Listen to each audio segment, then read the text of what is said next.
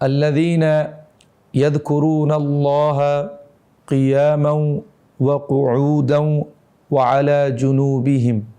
ویتفکرون، وہ لوگ جو قیام کی حالت میں بھی اپنے رب کا ذکر کرتے ہیں، بیٹھے ہوئے بھی اپنے رب کا ذکر کرتے ہیں، اور اپنے بستر پہ پہلو پہ لیٹے ہوئے بھی اپنے رب کا ذکر کرتے ہیں، رب کو یاد رکھتے ہیں ہر حال میں۔ تو ان لوگوں کے لیے اللہ تبارک و تعالیٰ نے ان کی تعریف کی ہے اور انہیں خاص اپنی توجہ سے نوازا ہے۔ اسی لیے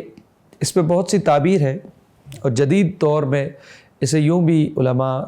تشریح دیتے ہیں کہ قیام یعنی کہ جب وہ جواں ہے اور باقوت ہے تب بھی رب کو یاد رکھتا ہے، اور قعود یعنی جب بیٹھا ہے، یعنی اب آہستہ آہستہ اس کی عمر بڑی ہوتی جا رہی ہے اور اس کے اندر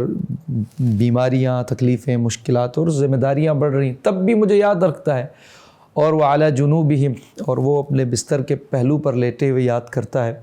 تو اس سے مراد ہے کہ اب وہ بڑھاپے میں ہے اور آخری وقت ہے اس کی زندگی کا، اب بھی کمزور ہے، ضعیف ہے، اب بھی مجھے یاد رکھتا ہے۔ تو انسان اپنے تمام مرحلوں میں اپنے رب کو یاد رکھے، اس کے ہر معاملے میں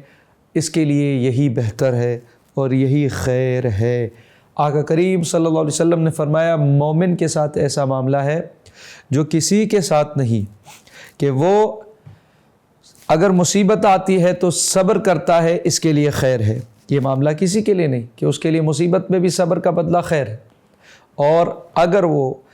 نعمت ملتی ہے تو شکر کرتا ہے، اور اس معاملے میں بھی اس کے لیے خیر ہے۔ صبر و شکر کے درمیان زندگی ہے۔ مومن صبر کرتا ہے، نعمت ملتی ہے تو شکر کرتا ہے، تو یہ اس کے لیے دونوں طرح، یعنی دکھ اور سکھ میں بھی اللہ تعالیٰ نے خیر رکھا ہے۔